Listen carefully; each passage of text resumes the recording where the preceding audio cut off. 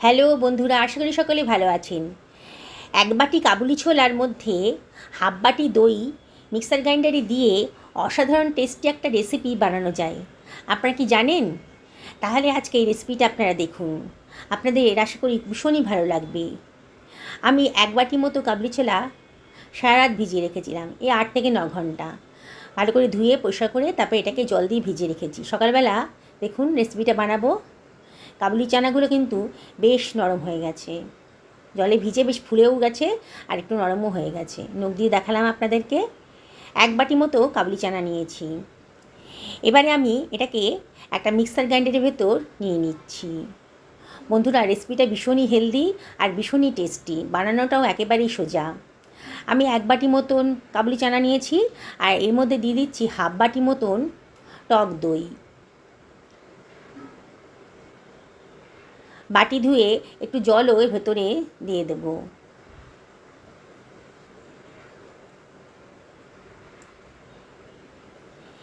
আর এর ভেতরে আমি দিয়ে দিচ্ছি দুখানা কাঁচা লঙ্কা, একটু ঝাল ঝাল হবে। আর দিয়ে দিলাম 1 টেবিল চামচ মতো লবণ। এটাকে আমি গ্রাইন্ড করে নিচ্ছি। দেখুন স্মুথ একটা পেস্ট তৈরি হয়ে গেছে। এবার এটাকে আমি একটা বোলের ভেতর নিয়ে নিচ্ছি। গ্রাইন্ডারটা ধুয়ে একটু জলও এর ভেতর নিয়ে নিলাম। এবার এর ভেতর আমি নিয়ে নিচ্ছি 3 বাটি মতন আটা। আজকে আমি আটা দিয়ে বানাচ্ছি, আপনারা ইচ্ছে করলে ময়দা দিয়েও বানাতে পারেন কিংবা আটা ময়দা মিশিয়েও করতে পারেন। এবার আমি সব কিছু ভালো করে মিশিয়ে নিচ্ছি। প্রথমে জল দেব না, প্রথমে ভালো করে মিশিয়ে নেব। বন্ধুরা, বুঝতেই পারছেন রেসিপিটা ভীষণই হেলদি হচ্ছে আর এটা বানানোটা একেবারেই সোজা। দেখুন আমি জল দিইনি প্রথমে, তারপরে অল্প অল্প জল দিয়ে দিচ্ছি, দিয়ে একটা স্মুথ ডো বানিয়ে নেব। আমি এখানে গরম জল ইউজ করেছি।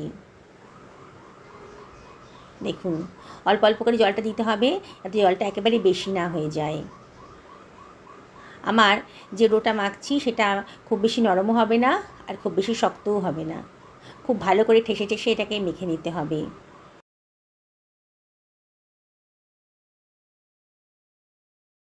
খুব ভালো করে মাখছি, 4 থেকে 5 মিনিট ধরে খুব ভালো করে এটাকে মেখে নিলাম। দেখুন এবারে এটাকে আরও স্বাদিষ্ট বানানোর জন্য আমি দিয়ে দিচ্ছি হাফ টেবিল চামচ মতো কালো জিরে, আর দিয়ে দিচ্ছি খানিকটা চিলি ফ্লেক্স, আর দিয়ে দিচ্ছি খানিকটা কসুরি মেথি হাতে ডলে দিয়ে দিলাম। তাহলে আর একটু লবণটা কম কম লাগছিল, সেই জন্য হাফ টেবিল চামচ মতো লবণও এর ভেতরে দিয়ে দিলাম। আর দিয়ে দিচ্ছি 2 টেবিল চামচ মতো সাদা তেল। আবারও সব কিছু ভালো করে মিশিয়ে নিয়ে আটাটাকে ভালো করে মেখে নিচ্ছি। আপনারা বলবেন আগেই তো দিতে পারতাম। হ্যাঁ, আগে দিতে পারতাম, কিন্তু পরে দিলে পরে এর স্বাদ আর গন্ধটা কিন্তু দারুণ সুন্দর আসে। আপনারা একবার এরভাবে বানাবেন, তাহলে বুঝতে পারবেন তফাৎটা। কসুরি মেথিটা যদি পরে দেওয়া হয় তাহলে দারুণ সুন্দর গন্ধটা কিন্তু খুব ভালোভাবে আসে। আমি আবারও সব কিছু ভালো করে মিশিয়ে নিচ্ছি, যাতে যে যে ইনগ্রিডিয়েন্টসগুলো দিলাম তার সাথে আটাটা খুব ভালো করে মিশে যায়, আটার ডোটা আর কি।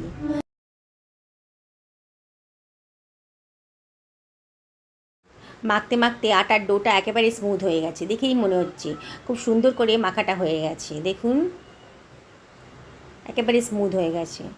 এবার আমি এখান থেকে লেচি কেটে নিচ্ছি। আমি হাত দিয়ে লেচিগুলো কেটে নিচ্ছি হাতের আন্দাজে।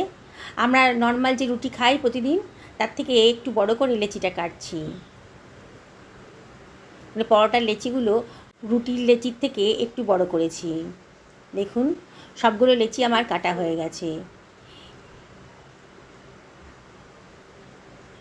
বন্ধুরা, রেসিপিটা বানানো কতই সোজা আর খুবই টেস্টি আর একেবারে নতুন স্বাদের।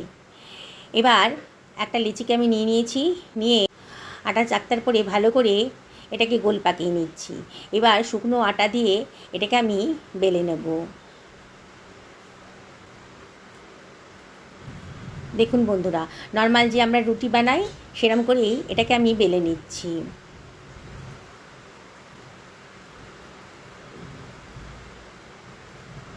খুবই সোজা রেসিপিটা, আর খেতে কিন্তু সত্যি অসাধারণ। আপনারা অবশ্যই একদিন বাড়িতে বানাবেন এইভাবে। কাবুলি চানা দিয়ে তো আপনারা অনেক কিছু রেসিপি করেছেন, পরোটা কোনোদিন বানিয়েছেন কি? দেখুন থিকনেসটা। হ্যাঁ বন্ধু, যেটা বলছিলাম, পরোটা কোনোদিন খেয়েছেন কাবুলি চানা দিয়ে? কাবুলি চানার তৈরি পরোটা। তাহলে অবশ্যই এই রেসিপিটা একদিন ট্রাই করবেন। আমি আবারও একটা লেচি নিয়ে অল্প শুকনো আটা ছড়িয়ে দিয়ে এটাকে বেলে নিচ্ছি। খুব বেশি বড়ও করব না আর খুব বেশি ছোটও হবে না, তবে রুটির তুলনায় একটু মোটা হবে।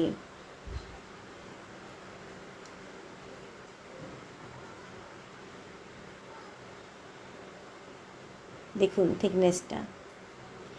একটা ফ্রাই প্যান গরম করতে দিয়ে দিয়েছি গ্যাস ওভেনে। এবার দিয়ে দিলাম একটা রুটি, দিয়ে এটাকে আমার ওপরটা যখন শুকিয়ে গেছে তখন এটাকে আমি উল্টে দেব। একটু চেপে চেপে ধরতে হবে যাতে ভেতরটা ভালো করে সেঁকা হয়ে যায়। এপিট ওপিট ভালো করে প্রথমে সেঁকে নেব, তাহলে অল্প তেলে এটা ভাজা হয়ে যাবে। আপনারা যদি ডায়েট করেন তাহলে এটাকেই তেল ছাড়াই খেতে পারবেন।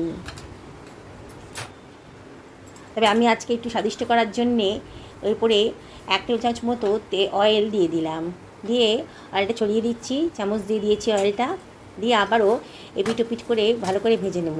ও পিঠেও আবারও 1/2 টেবিল চামচ মতো তেল দিয়ে দিচ্ছি। খুব অল্প তেলেই করব। আমি এখানে সাদা তেলে বানাচ্ছি, আপনারা ইচ্ছে করলে ঘি কিংবা মাখন দিয়েও করতে পারেন।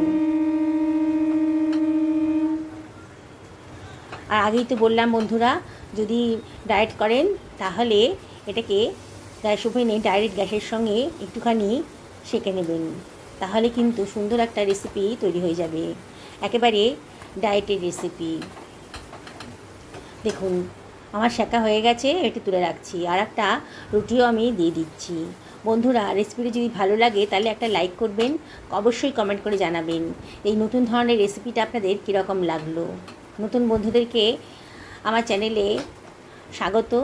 তবে আপনাদেরকে একটা রিকোয়েস্ট করব, আমার চ্যানেলটা আপনারা সাবস্ক্রাইব করবেন, পাশে থাকা বেল আইকনটা অবশ্যই ক্লিক করে দেবেন, তাহলে আমার রান্নার নোটিফিকেশানটা আপনারা চটজলদি পেয়ে যাবেন।